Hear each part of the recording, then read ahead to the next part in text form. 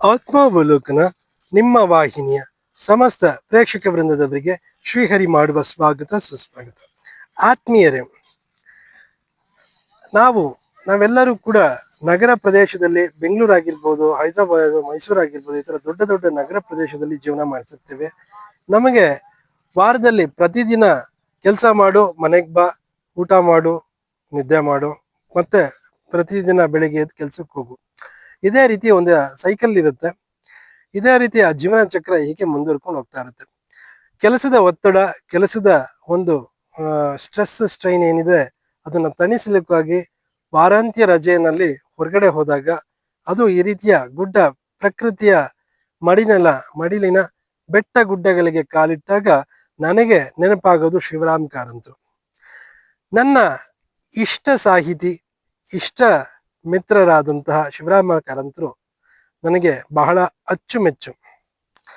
ಈ ರೀತಿಯ ಬೆಟ್ಟ ಗುಡ್ಡ ಹತ್ತಿ ತಿರುಗಾಡಬೇಕಾದಾಗ, ಅವರು ಸಾಹಿತ್ಯ ರಚನೆ ಮಾಡಬೇಕಾದ್ರೆ ದಕ್ಷಿಣ ಕನ್ನಡದ ಬೆಟ್ಟ ಗುಡ್ಡಗಳನ್ನ ಸುತ್ತಾಡಿ, ಅಲ್ಲಿನ ಗಿರಿ ನದಿಗಳನ್ನ, ಗಿಡ ಮರಗಳನ್ನ, ನದಿ ತೊರೆಗಳನ್ನ ದಾಟಿ, ಅಲ್ಲಿನ ಎಲ್ಲ ಪ್ರಕೃತಿಯ ಒಂದು ಸವಿಯನ್ನ ಅವರು ಸವಿದು, ಅವರ ಕಾದಂಬರಿಗಳಲ್ಲಿ ಬರುವಂತಕ್ಕಂಥ ಊರು ಇವತ್ತಿಗೂ ಕೂಡ ನಾವು ದಕ್ಷಿಣ ಕನ್ನಡ ಜಿಲ್ಲೆಗೆ ಕಾಲಿಟ್ರೆ ಅಲ್ಲಿ ಕಾಣಬಹುದಾದಂಥ ಊರು ಅವರ ಕಾದಂಬರಿನಲ್ಲಿ ಹಾಸು ಹೊಕ್ಕಾಗಿದೆ.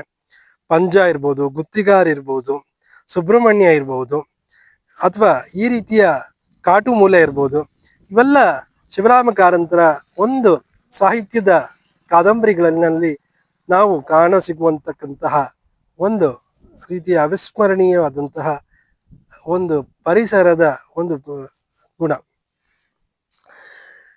ಮನುಷ್ಯ ಈ ರೀತಿಯ ಬೆಟ್ಟ ಗುಡ್ಡಗಳನ್ನ ಸುತ್ತಾಡ್ಬೇಕಾದ್ರೆ ಒಂದು ನಮಗೆ ಅನಿಸುತ್ತೆ, ಮನುಷ್ಯ ಮುಖ್ಯನೋ ಪ್ರಕೃತಿ ಮುಖ್ಯನೋ ಅಂತ. ಪ್ರಕೃತಿಗೆ ಮನುಷ್ಯ ಏನೇನು ಅಲ್ಲ, ಉಗುರು ಸಮಾನ. ಉಗುರು ಸಮಾನನೂ ಕೂಡ ಇಲ್ಲವೇನೋ. ಪ್ರಕೃತಿ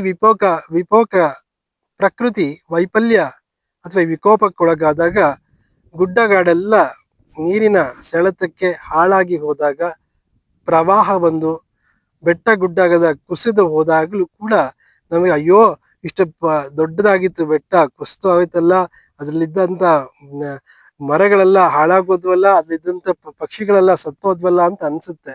ಸ್ವಲ್ಪ ಪರಿಸರಕ್ಕೆ ಅಥವಾ ಒಂದು ಭೂಮಿ ತಾಯಿಗೆ ಒಂದು ಸ್ವಲ್ಪ ಕಾಲಾವಕಾಶ ಕೊಟ್ಟು ನೋಡಿ, ಅದೇ ಹೇಗೆ ಚೇತರಿಸ್ಕೊತ್ತೆ, ಅದಕ್ಕಾದ ಗಾಯವನ್ನ ಅದು ವಾಸಿ ಮಾಡ್ಕೊಳ್ಳೋದ್ರಲ್ಲಿ ನುಡ್ಸೀಮತನ. ಆದ್ರೆ ಮನುಷ್ಯ ಮಾತ್ರ ಒಂದು ರೀತಿಯ ಸ್ವಾರ್ಥ ಬುದ್ಧಿ ಮನುಷ್ಯನಲ್ಲಿ ಎದ್ದು ಕಾಣುತ್ತೆ. ನಾನ್ ಚೆನ್ನಾಗಿರ್ಬೇಕು, ನನ್ನ ಹೆಂಡತಿ ಮಕ್ಕಳು ಚೆನ್ನಾಗಿರ್ಬೇಕು ಅಂತ ಮಾತ್ರ ಎಷ್ಟೆಷ್ಟು ಪರಿಸರದ ಮೇಲೆ ನಾವು ಹಾಳು ಮಾಡ್ತಾನೆ ಇದ್ದೀವಿ. ಮುಂಚೆ ಎಲ್ಲ ಗುಬ್ಬಚ್ಚಿ ಸರಾಗವಾಗಿ ಕಾಣಿಸ್ತಿತ್ತು. ಗುಬ್ಬಚ್ಚಿ ಬಳಗ ಅಂತಾನೆ ಕೂಡ ಎಷ್ಟೋ ಸಂಘ ಸಂಸ್ಥೆಗಳಿಗೆ ಇಟ್ಟಿದ್ ನಾವು ಕೇಳಿದ್ದೀವಿ.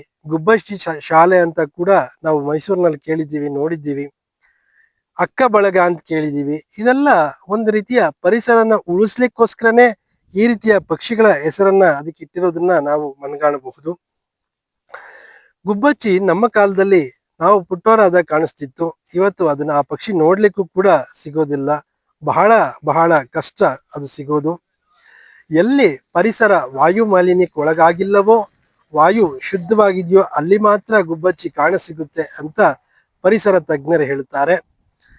ಅದಿರಲಿ, ನಾವು ಇದೇ ಒಂದು ಕಾನ್ಸೆಪ್ಟ್ ಇಟ್ಕೊಂಡು ನಾವು ನಮ್ಮ ಮನೆಯ ಸುತ್ತಮುತ್ತ ಪರಿಸರ ಚೆನ್ನಾಗಿಟ್ಟುಕೊಂಡು ಹೆಚ್ಚು ಗಿಡ ಮರಗಳನ್ನ ಬೆಳೆಸಿ, ಗುಬ್ಬಚ್ಚಿ ಇವತ್ತು ಬರುತ್ತೆ, ನಾಳೆ ಬರುತ್ತೆ, ಅಲ್ಲಿ ನಾಳೆ ಬರಲಿ, ಗೂಡ್ ಮಾರ್ಲಿ ಅಂತ ಕಾಯ್ತಾ, ಗುಬ್ಬಚ್ಚಿ ಬಂತ ಹಾಗಾದ್ರೆ ನಾವು ನೆಲೆಸಿರುವಂತ ಮನೆಯ ಸುತ್ತಮುತ್ತ ವಾತಾವರಣ ತುಂಬಾ ಚೆನ್ನಾಗಿದೆ, ತುಂಬಾ ವಾಯು ಮಾಲಿನ್ಯ ಏನು ಇಲ್ಲ ಅಂತ ಅಂದು ನೆಮ್ಮದಿಯಾಗಿರಬಹುದಲ್ವೇ ಅಲ್ವಾ? ಪರಿಸರದ ಮುಂದೆ, ಪ್ರಕೃತಿಯ ಸೊಬಗಿನ ಮುಂದೆ ನಾವೆಲ್ಲ ಶೂನ್ಯ ಅನಿಸಿಬಿಡುತ್ತೆ. ಪ್ರತಿಯೊಂದು ಗಿಡ ಮರಗಳನ್ನು ನೋಡ್ತಿದ್ದಾಗ ಪ್ರತಿಯೊಂದು ಗಿಡದ ಎಲೆಯೂ ಕೂಡ ಹಸಿರು ಬಣ್ಣ ಇರ್ಬೋದು.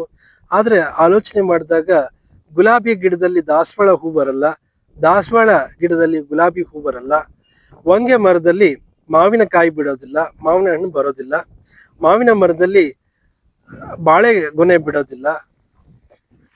ಗಿಡ ಮರಗಳು ಹಸಿರು ಬಣ್ಣ ಆಗಿದ್ರು ಕೂಡ ಸಾವಿರ ಸಾವಿರ ಲಕ್ಷ ಲಕ್ಷ ದಾಟಿ ಜೀವರಾಶಿಗಳು ಗಿಡ ಪ್ರಭೇದಗಳು ಏನು ಆ, ಹೊಂಗೆ ಮರ ಆಗೋದಕ್ಕೆ ಏನು ಕಾರಣ, ಅಲ್ಲಿ ಬೇವಿನ ಮರ ಬರೋದಕ್ಕೆ ಏನು ಕಾರಣ ಅನ್ನೋದು ಒಂದು ರೀತಿಯ ಗೌಣತೆ, ಒಂದು ಪರಿಸರದಲ್ಲಿ ಭಗವಂತನನ್ನ ಕಾಣುವ ಒಂದು ಔದಾರ್ಯತನ ಅಲ್ವಾ. ಪರಿಸರಕ್ಕೆ ಪರಿಸರನ್ನ ಬಿಗಿದಪ್ಪಬೇಕು ಮನುಷ್ಯ, ಶರಣಾಗತಿ ಆಗಬೇಕು. ಅದು ಬಿಟ್ಬಿಟ್ಟು ನನಗೋಸ್ಕರ ಈ ಭೂಮಿ ಇದೆ, ನನಗೋಸ್ಕರ ಈ ಪರಿಸರ ಇದೆ ಅನ್ನೋದನ್ನ ಒಂದು ದುರಹಂಕಾರ ಬಿಡಬೇಕು ಅಲ್ವಾ. ಎಲ್ಲರಿಗೂ ನಮಸ್ಕಾರ.